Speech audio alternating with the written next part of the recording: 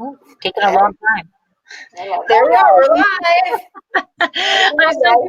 I'm so good at talking just as we're about to go live. Um, anyway, welcome to Winephabet Street. We do Yes. have our guest of honor here who is about to get us in trouble again.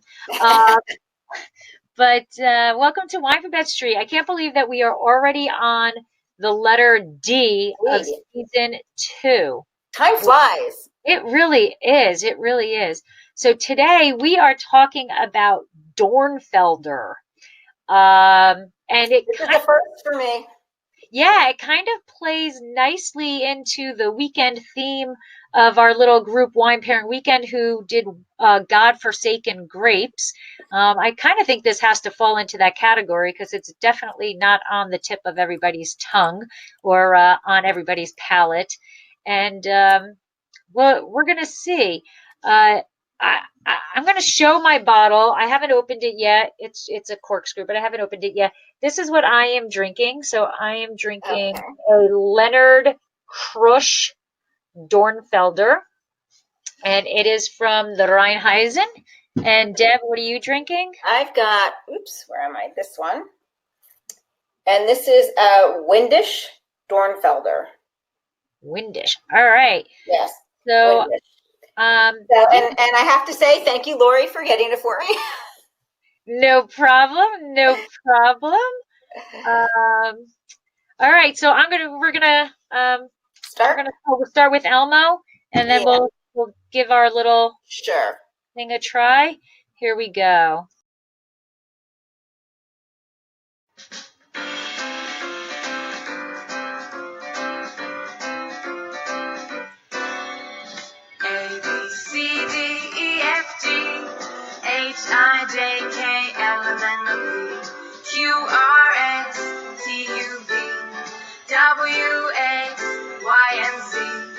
Now I know my ABC. Next time, won't you sing with me? How's that for music, huh?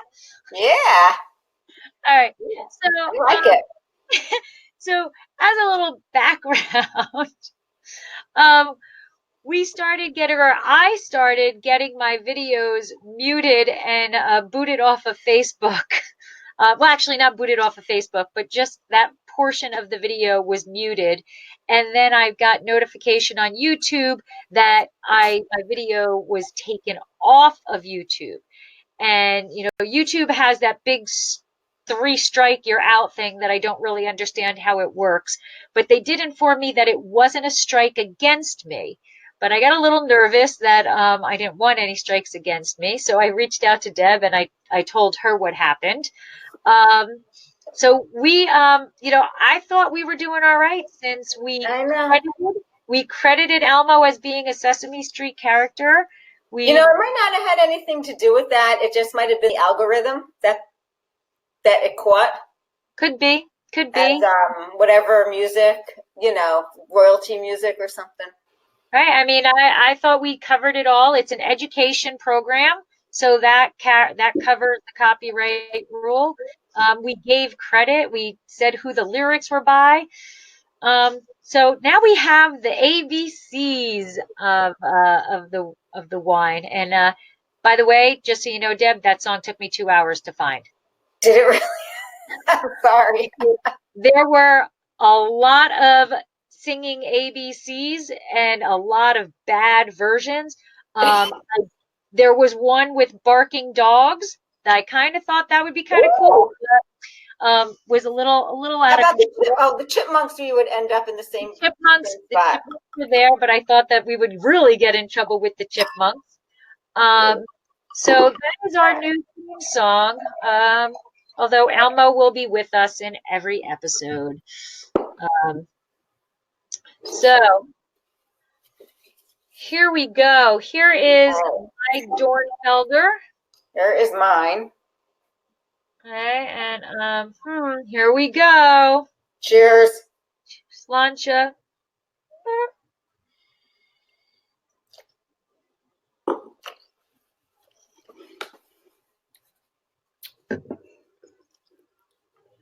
Oh my. Not as bad as I thought it would be. Oh my. Mine's like cherry pie. Cherry is a very good descriptor. It is very, very cherry. Cherry pie was the first thing that came to my mind. Yeah, it's very cherry. But we'll get into that a little bit later. Anyway, so let's introduce ourselves. I was going to say, Deb, why don't you introduce yourself? All right, I'm Debbie Giaquindo. I'm the Hudson Valley Wine Goddess. I'm a wine writer and blogger at HudsonValleyWineGoddess.com. I am author of Tapping the Hudson Valley, Day Trips and Weekend Itineraries to the Hudson Valley area, visiting all the craft beverage producers, farmers markets, restaurants, and more. And I am partner in restaurant in Stone Harbor, New Jersey called Kitchen 330, and that's where you can find me in the summertime. I think that's it, right? Yeah, and you are free for a little bit. You are free for a little bit. Yeah. All right, so I am Lori Budd. My husband Michael and I own Justina Wines in Paso Robles. We focus on Cabernet Franc. Our 2017 Reserve Cabernet Franc just won double gold in the San Francisco Chronicle, so we are pretty darn excited about that. I am also the founder of Cab Franc Day. And in addition to our daytime jobs, or I guess the daytime jobs in the winery, I went back to school to UC Davis for winemaking, and I am a WSET Level 2 graduate with distinction. Woohoo! All right, so that is us. So thank you, everybody who is joining either live or going to watch this on YouTube now that we won't be muted. And let's get into some Dornfelder, shall we? Right. We shall. You want to go with the history? Yeah, I will go with the history. Okay, here we go. All right, so first things first. I knew I was in trouble when I went to Jancis Robinson's The Oxford Companion to Wine. That book is, I don't know, 5,000 pages long. And there's only 2 paragraphs on Dornfelder. So I knew it might not be the easiest grape to find information on. So it was a little nerve-wracking trying to find the information. As you know, Debbie, I love finding. I am a huge tapophile, so I love cemeteries, and very often I find cemeteries or memorials to the person who died versus an actual picture of the person who died. So this is actually August Herald, and Dornfelder was created by him. So it is a purposed pollination, cross-pollination. And what he did was he crossed Helfensteiner with Harold Rib. And yes, he had already named another grape variety after himself. So both of the grape varieties that were crossed were also created by him. And as people that I was reading about him stated, he was a little upset that he had already named this Harold Rib after himself, because Dornfelder was really the grape. I guess it was his pride and joy baby grape that he created, and he wished that he was able to name it after him. So he was working at the Grape Breeding Institute in Weinsberg in the Württemberg region, and he chose the name Dornfelder after the 19th century founder of the Württemberg Viticultural School. So Dornfelder received varietal protection and was released for cultivation in 1979. So what is meant by varietal protection is that, the government basically came in and declared that this is what Dornfelder is, and it is an actual grape variety that is distinct from other grape varieties, and now it can be labeled as such. Its genealogy incorporates every important red grape variety in Germany. So it really is takes everything. It is the melting pot of German wines. The variety has amazingly carried the best of the traits of its predecessors as opposed to inheriting the worst, which is really fantastic breeding. It is an easier vine to grow than Spätburgunder, which is Pinot Noir. It is more rot resistant than Portgeiser. Its stalks are stronger than Trollinger, and it has better ripeness levels than both the Portgeiser and Trollinger. I just loved this picture. I thought that was a beautiful image. They look almost like blueberries. Yeah, yeah, they do there. I just for that image just called out to me. Additionally, it ripens earlier than Lemberger, which is Blaufränkisch. And the biggest negative of Dornfelder is that if the vineyard manager doesn't really pay attention to it, it can grow and grow and grow. I mean, it gets out of control with yields of over 120 hectoliters per hectare, which is about 6.8 tons per acre. So that is out of control.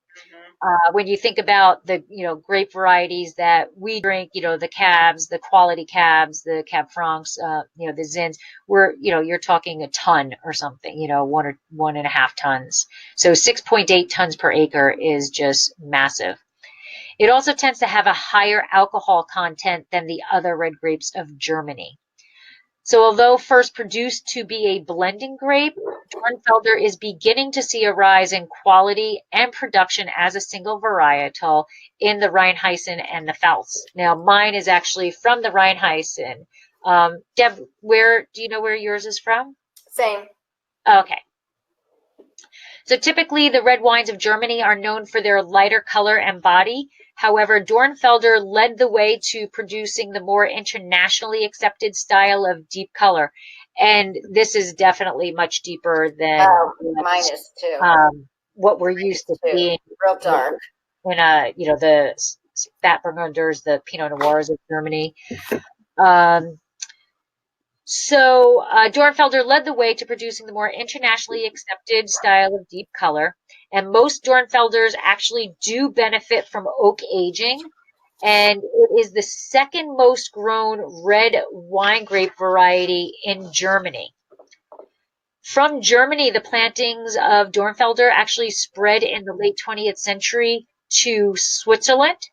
And then in the late 1980s, it was introduced to England and is actually used rather frequently as a rosé and in their sparkling wine. Wineries began to produce it as a light-bodied single variety. However, it was not very well received. So you can also find some plantings in the Czech Republic. In the United States, it can be found in Lodi and the Santa Rita Hills AVA of California, and it can be found in the Finger Lakes, as well as being in the BC region on Vancouver Island, and on the Rio Grande do Sul region of Brazil. Now, that was not a map, but just look at that place. I want to go there. Yeah, me too. There are a total of 5 hectares on this Japanese island of Hokkaido.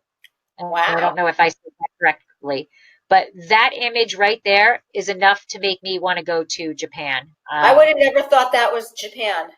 Yeah, I know, right? It's magnificent. That was more like a lake in like Michigan. Yeah, yeah. I mean, it is a beautiful image. I don't know where. I don't know what all these images are. Oh, you know what? I take that back. I'm so stupid. I take that back. After that was Canada. That was the image. Let me go back. Where's back? Previous. That's why. Okay, so that's BC.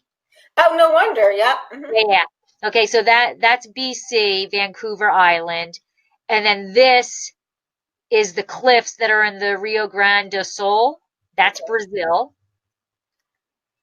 and then that is the Japanese island of Hokkaido, which is so cool, and I still would want to go there.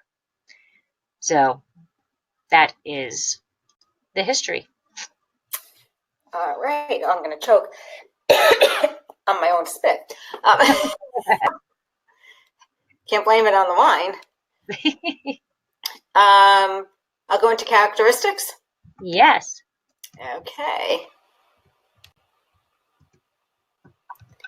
All right, characteristics. Let me get my stuff up here. So Dornfelder was born in 1956 in Germany, as we know, by August Herold in the Research Center. One thing to note about August, that, you know, he was all into the wine research and everything, but he got called out for military service between 1941 and 1948 in World War II.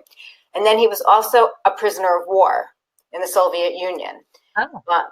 He got home in 1948, and he took back right where he left off in his duties in Weinsberg and stayed until his post until he retired in 1964. Harold's August's main contributions to viticulture was significantly based on the grape breeding program, which produced several much cultivated grape varieties, among them as well as the how do you say that? Helfensteiner and the Herold. I don't know if I am correct, but I had called it Helfensteiner. Okay. Heralderby. Yeah, okay. And I want to just note that today the Research Center is called, and I'm not even going to try and pronounce it. It's a really long, it's like Stachenlich Lair on blah, blah, blah. The Württembergs? It ends in Weinsberg. But in English, it's the State Education and Research Institute for Viticulture and Pomology in Weinsberg. So, and it's abbreviated LVWO, and it's a training and research center for wine and fruit growing, located in the town of Weinsberg. So that's just a little background. And there's faults.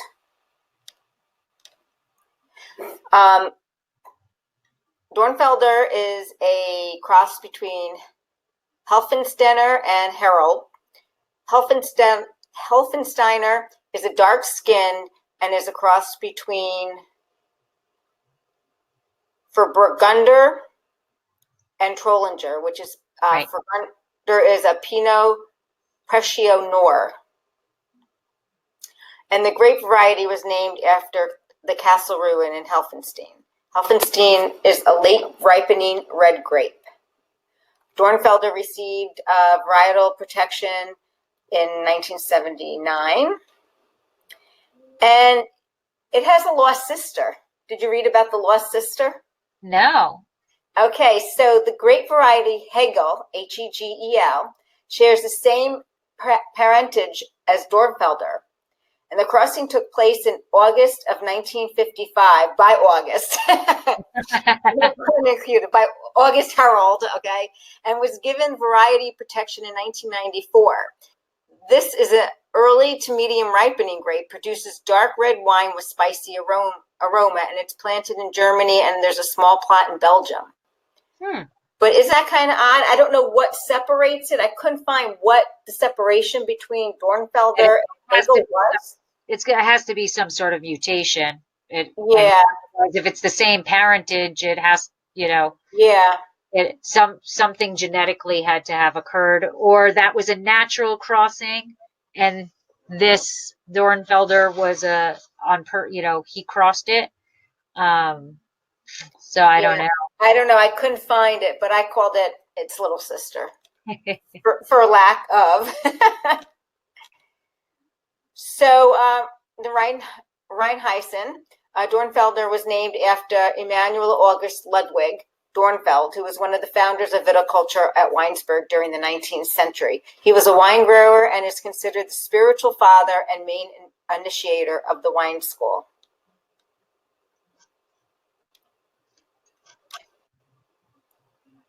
Here we have Dornfelder. Very big fat berries. Am I, hold on, do I have another one? I think I was a slide. Yeah, I was a slide behind. I was talking. So that's the Dornfelder grape. But once again, they really do look like clusters of blueberries.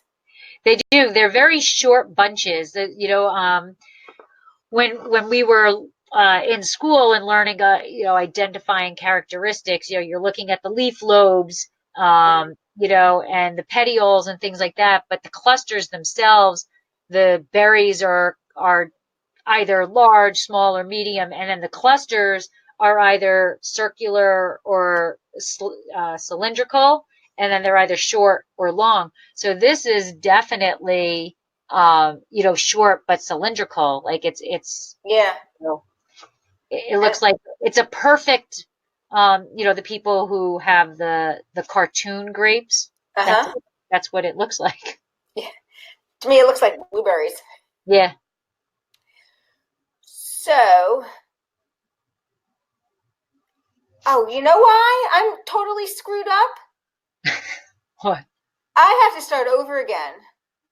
Because I was reading you my facts. That's why my slides didn't match. Oh. I was like, why? I was like, these really aren't characteristics. I know. And I'm like, I'm like, what is going on here? So I'm going to start over again on characteristics. Okay. Dornfelder is the second most widely planted grape in Germany, initially bred as a blending grape to improve the color of German pale red wines. Mostly grown in Pfalz and Rheinhessen region. Pfalz is one of Germany's largest region and leads the red wine production. Vines are protected by cold winds and excessive rain by the Palatinate forest. And this creates a Mediterranean climate. I couldn't figure out why Pfalz was showing up. It didn't match.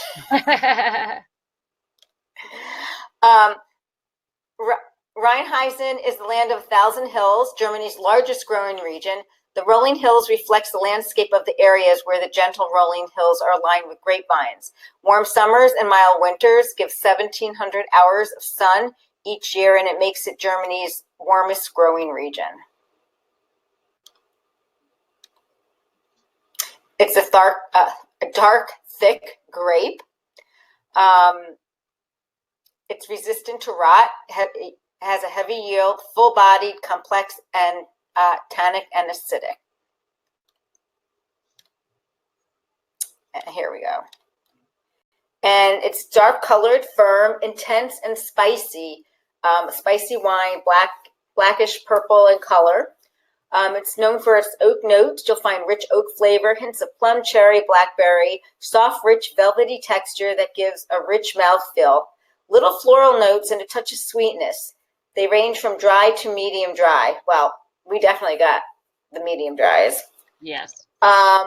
There's two kinds of Dornfelders. There's one to drink now and one to age. The drink now Dornfelders will highlight the fruitiness of the wine with the hints of cherry, elderberry, and boysenberry. Aged in oak, the wine doesn't have much fruitiness, but it enhances the tannin structure of the wine. There you go. Sorry about that mess up. I was like, these don't sound like characteristics. But okay. No, I could just run through my fact slide now. I was just going to say, you know, there's not a lot of info out there. So. I only had one sip of wine. Yeah, well, all right. So, yeah, cherry is by far the predominant aroma and on the palate here. And you know what? I wouldn't have said it because it probably wouldn't be the first thing that comes to mind, but I do. Boysenberry does make sense. I do boysenberry too. I just wrote that down. You know, it starts out with the cherry pie, and it finishes with the boysenberry with a hint of tartness. Mm-hmm. Yeah. I think we have, even though it's two different wines, I think we're very similar. Yeah. The finish, if you those who are watching this, because I don't think you actually saw it, Debbie, both times I've taken a sip of this wine, at the very end, I'm like, there is the tartness Yes. is so strong Yes. on the finish of this that it's like you take a sip and you're like, okay, I can deal with this, and then doing, here comes the tartness. Wow.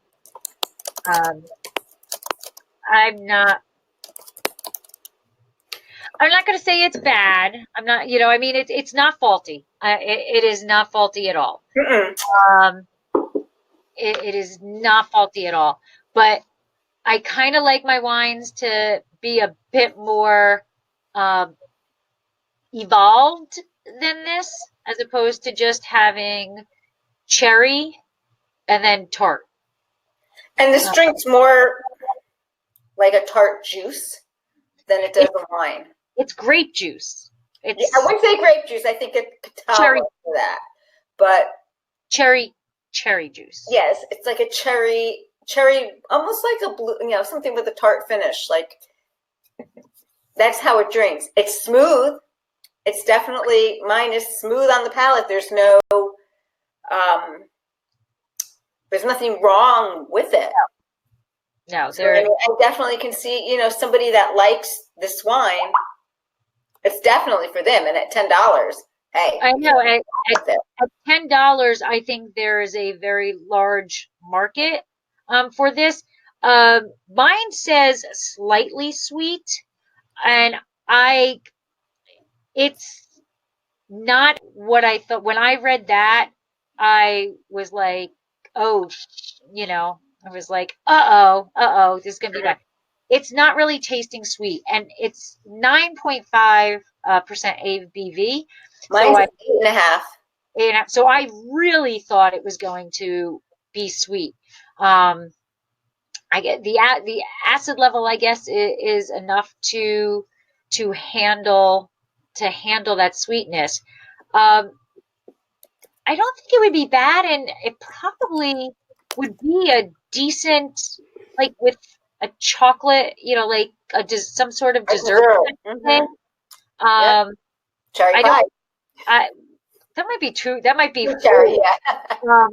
But I'm thinking Chocolate.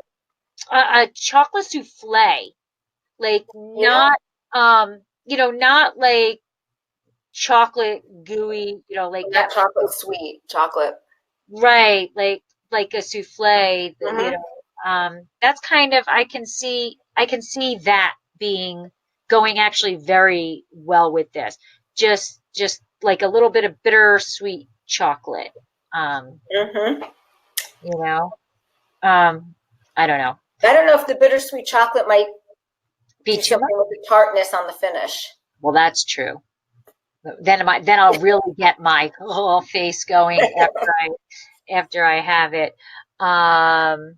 It's not as bad as I thought it was going to be. I have to be honest. I'm honest too. It's not as bad as I thought it would be either. Is it something that I would go and purchase again? Probably not. No. And I think for $9.99, it's not a bad bet for people who like this type of wine. It really does just taste like cherry juice. Yeah. And I think that the people that like sweet wine, like when I work festivals and stuff, that like it sweet, they would like this wine. Yeah. I'm trying to think of that company that makes all of those fruit drinks, because that's what it reminds me of. Yeah, we're switching. Sorry, we're gonna do a first, and I'm gonna rinse this glass with just a little bit, and we are switching to Cab Franc. So I now am going to drink a Derby, lovely Derby Cabernet Franc. So Derby is from Paso Robles, and I adore them. What's a good Cab Franc? I had it for Cab Franc. It is a very good Cab Franc. This is a 2012, and I just love Derby. I drive past them all the time, and my car kind of automatically goes into their driveway. Yeah, and it's a historic building, so it's really kind of cool. So do you have a history on your Dornfelder? Yeah, I know. I can rattle off the history of Derby a lot easier. All right. So Leonard Krusch, Sweet Dornfelder.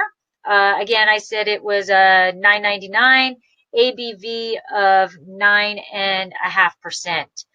And as we talked about when I grabbed it, and yours also, I didn't realize it was a sweet wine. But Wine Enthusiast likes this wine. It was actually given a best buy, and I don't know. All I get is the very end of what he says, or she says. I don't know who rated it. It is pristinely ripe black cherry. I don't get black cherry. And blackberry flavors abound in this sweet, slightly syrupy red wine. And that's what I would say. It is slightly syrupy. That is a perfect description to me. That's kind of what I was trying to get at with that cherry juice thing that you buy in the ShopRite or whatever. They also go on to say it's plush and easy on the palate, held upright by sweet tart, cranberry acidity, and the softness of tannins. It's an approachable, easy wine to enjoy now. So I agree with that. I get the syrupy red, and definitely that sweet tart on the finish, and as I mentioned, the acidity holds up to that sweetness. Okay, so here's the family of the Krusch's. At age 27, Leonard Krusch founded his family winery and began making wine commercially. Immediately after the United States prohibition, he jumped on board and he began exporting the wine to the United States. In 1949, Leonard's son purchased the former St. Martiner Sectillery as the new home for the winery. And this was originally built in 1898 and is located on the left bank of the Moselle River. And it is actually still today the company's headquarters. So it's a black and white and old photo, but I can imagine seeing that in real life. You've got the river down in front of you, yeah. and beautiful ridge mountains behind you. It must be magnificent there. And a little New Jersey tidbit. In 1950, he actually created a corporation in New Jersey so that he could import and distribute his own wines. So 4 generations and 60 years later, the company is still family owned, and they have now expanded to exporting to a multitude of European countries. And that is all there was on that. Well, you have a lot more than I have. I couldn't find anything on mine.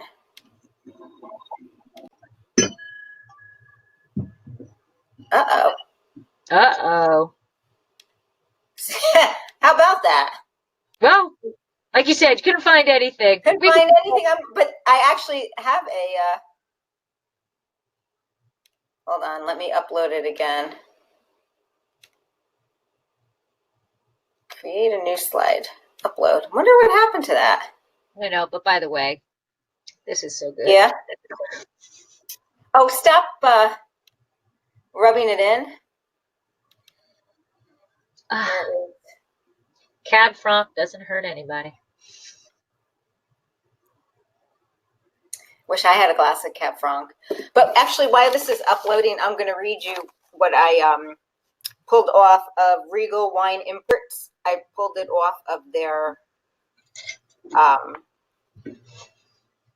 website because it was the only place I could find something for it. Oh, wine.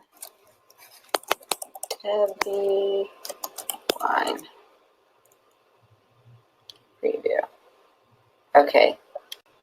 Maybe not. Oh, that's the wrong one. Well, just go without it. Anyway, hold on. There, you got it. Okay. So anyway, what I got was, I'm going to have to read this to you. I had a nice thing. I had a picture of the website for the winery because it had no information on it.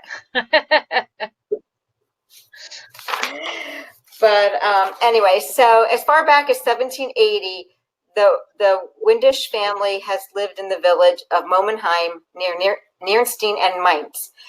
As well as producing wines using the Riesling grape, the Windisch vineyards also produce fine wines using Dornfelder, Schrieb, Muller, Thurgau, Sylvaner, Grauburgunder, Weissburgunder, Chardonnay, Pinot Noir, Portugieser, and Regent.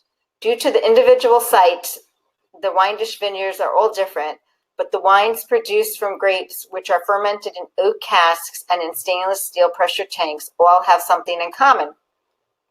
They all have a racy, fruity character and represents the typical character of the wines from this growing region. Average age of the vines they have are 30 years.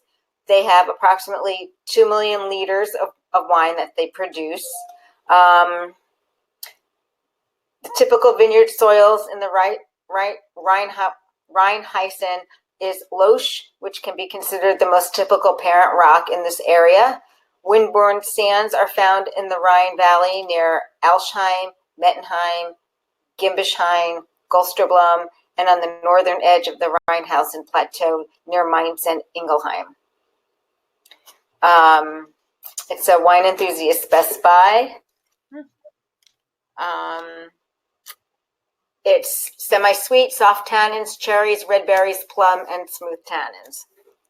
So that's Exactly the same as this one. That's what it is. Sorry about the slide presentation, but yeah. What vintage was yours? 2017. Oh, okay. Mine's an 18. Mine's 17. But well, you can't win them all. And like I said, you know what, this is a good wine. Yeah, mine's not a bad wine at all. Right. It's well made. It's very palatable. I think the tartness at the finish is a bit off kilt, but it is a 2018. But it's a good wine. It's just not my palate. The same here. Mine is it's a good wine. It's made well. The palate profile is there. I didn't find any faults with it. Right. I just am not a semi-sweet wine person. Right. So I just want to share, Michael Kelly is drinking a Pre, and he paid $27 for it. It's 12.7% alcohol, and he paired it with mahi mahi on Friday, and today he had it with tri-tip. Tonight having it with tri-tip as fish was not the right choice. So yeah, none of the stuff that I'm going to get into the food pairing suggestions, and definitely fish was not on that list. And then what else? He's got the Pre is 69 acres planted in I guess Dornfelder has 69 acres planted in California, and the San Joaquin has 43 acres, and there are 19 acres in Sacramento. So that's bigger actually than I thought it would be. And I'm having some comments. Thank you, German wine guy. Yes, definitely off dry. Yes, I wouldn't classify it as I wouldn't classify as a sweet. I would classify it as an off dry. And yours too, Deb, right? Yes, definitely. Yeah. All right. So I am going to move on to food pairings.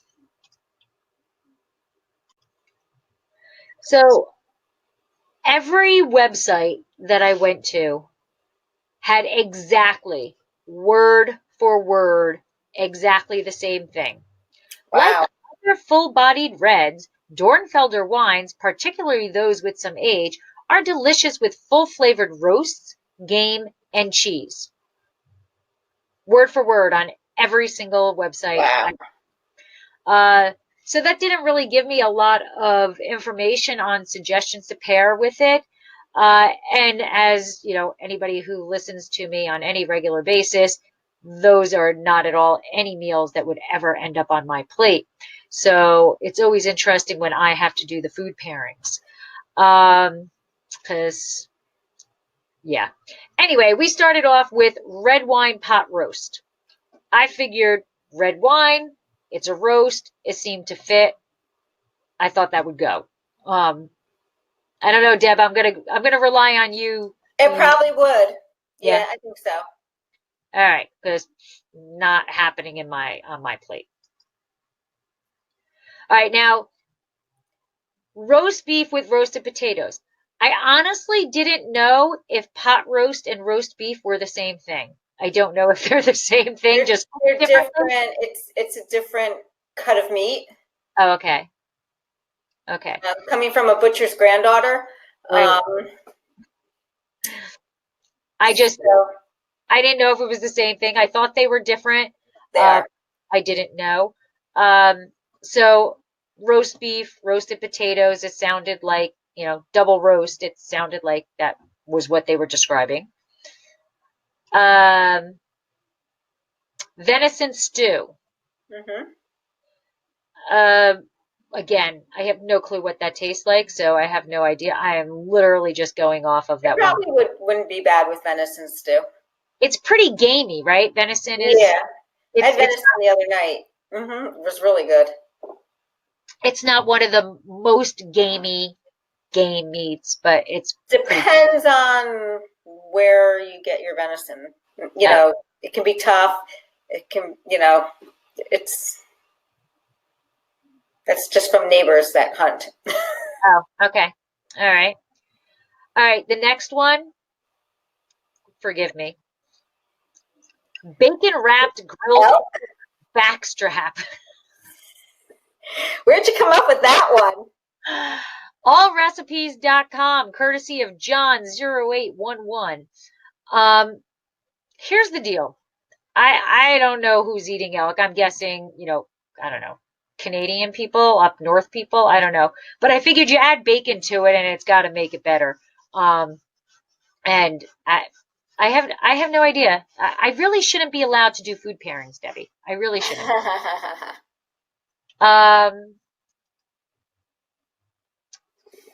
Super Goose? crispy. Where did that goose? I don't even know how that is a goose. What the hell am I I looking? don't know either. I have no idea what I'm looking at. All I could think about was, A Christmas Story when they have the goose on Christmas Eve and then they just chop his head off. I don't know. Okay, now on to my jams. All right. Cheese. Okay. This is called, this person, courtesy of Squire, again, allrecipes.com, the cheese thing. This dish looks amazing to me. It's like 5 different cheeses, and then it's the diced tomatoes that you buy like for Mexican food. Mm-hmm. You have a little can with the chilies in it. Yeah. So I was like, all right, I think that could go. A little bit of heat. Those chilies aren't really spicy at all. But I don't know. This would also taste because it's sweet with spicy food. Yeah, well, that's why I did think about that because the little chilies have a little heat. They're not out of control like at all. Right. They're just a little bit. That's why I picked that. And then just simply a nice grilled cheese sandwich, depending on, it's a nice fall or winter meal. And depending on how simple or complex you want to get, you can decide what cheese you're going to put in there. And then, we can never have food pairings without an obligatory cheese board. Yeah. So some, nuts and, different types of cheeses. Looks like And, corn raisins. yeah, and those Spanish almonds. I love those. Those go with anything. Yes. And some Gouda. Gouda goes with pretty much any red wine there is. Brie, goat cheese. Yeah. So that is my food pairings for Dornfelder. All righty. We can go back to A little deja vu. yeah, facts. That's the Institute. Institute. That's the Wine Institute. Do you want me to go read all this again? Might as well. Yeah, Dornfelder was born in 1956 in Germany, grown by August Herold in the Weinberg Research Center in Baden-Württemberg. One of the things to note about August, he was called to war in 1941 to 1948. He was also a prisoner of war during that time. And after the war, he came home and just went right back to what he was doing at the Wine Institute. His main contributions to viticulture was the scientifically based grape breeding programs in Weisberg, which produced several multi-cultivated grape varieties. Among them, obviously, Dornfelder, Health, and Dornfelder's parents, Health, Stenner, and Harold. And the research center has a really big, long name today in German, but English, it's the State Education and Research Institute for Viticulture and Pomology. And that's the research center. So now at least the Slides match up. Slides match the verbiage.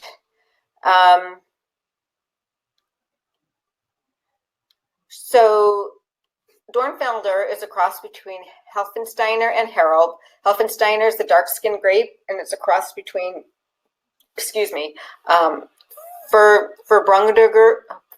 Brundergurnder, which is a Pinot Presco Noir, and a Trollinger. The grape variety was named after a castle ruin in Helfenstein. Harold, how do you say that? Harold it's a late ripening grape. Dornfelder received varietal protection in 1979. They have a little sister.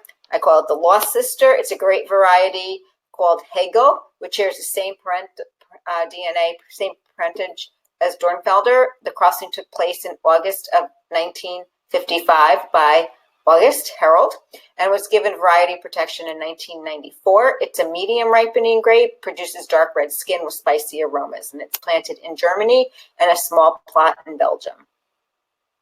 See, that's the, our face is cut off, but that's the little sister. Oh. See, and I have his picture, Emmanuel's picture.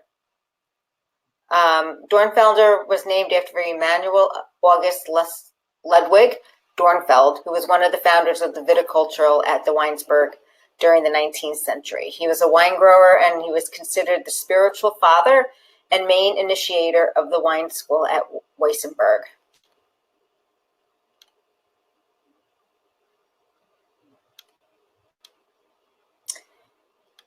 Other areas and regions that grow Dornfelder are Switzerland in the cantons of Zurich, Schweiz, England, the Czech Republic, California in the Santa Rita Hills and Lodi, New York Finger Lakes, Virginia, Pennsylvania, Hokkaido, Japan, and Brazil's Rio Grande do Sul. And that's all I got on that.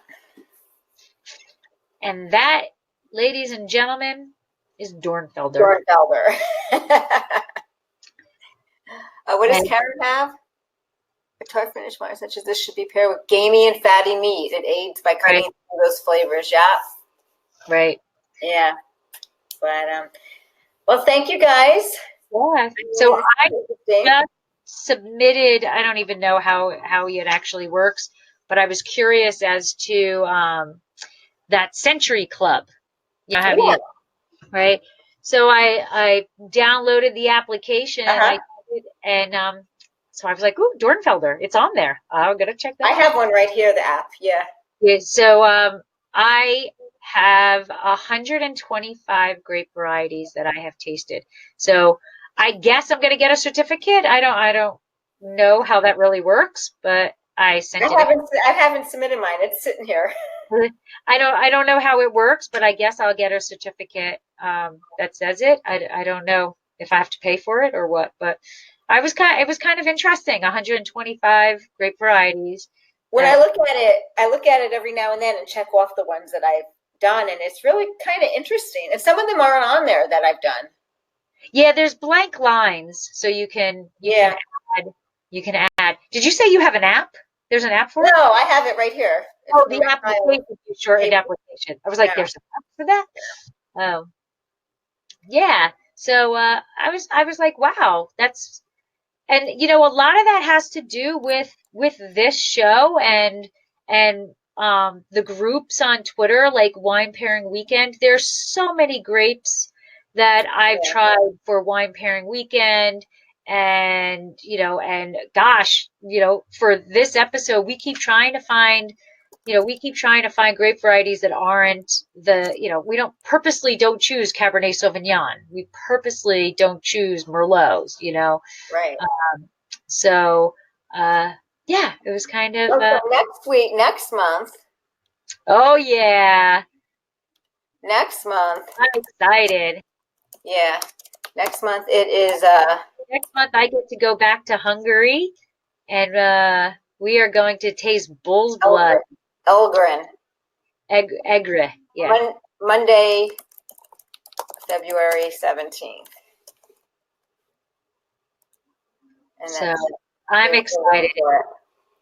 I'm excited about that because I have tasted not the one that I have here, but I got to taste some amazing ones while I was in Hungary. So I'm very excited to Did I spell it do a wrong? little research. What Did I spell Elgren Elgrin? Right? is it? I thought it was EGRI. Is it? I don't know. Wait a sec. I don't know. Oh, you know what? I did spell it completely wrong. Yeah. Ervin. Oh, there you go. Yeah. I'll change that. So Thank you, Michael. it's known as bull's blood. So, and this, I have written a blog post about why it's called bull's blood, and it's an amazing history. So, I'm very excited. I may be on crutches. We'll have to work about that date because the surgery is supposed to be the 14th, but we'll see. Okay, so we can do it. We'll see. We'll figure it out. I might need wine by then. Can I repeat? It's scheduled for the 17th of February, but we might have to change it because Lori's got to have a procedure done. So, yes. But right now it's scheduled for February 17th. I think we'll be good because I can do all the research prior, and then that should be good. And I'll have nothing. Not that this isn't good, but I'll have nothing better to do but than to just sit on a couch with my leg up. So it'll be good. But anyway, so thank you everybody for joining. We appreciate all of your support for Winephabet Street. We love that we can hopefully share some wine education with you. And please, let us know if there is any grape variety that you would like us to delve into. Basically, we're willing to do any grape variety. The biggest limiting factor is whether or not Debbie and I can get the bottle, because we always do sample.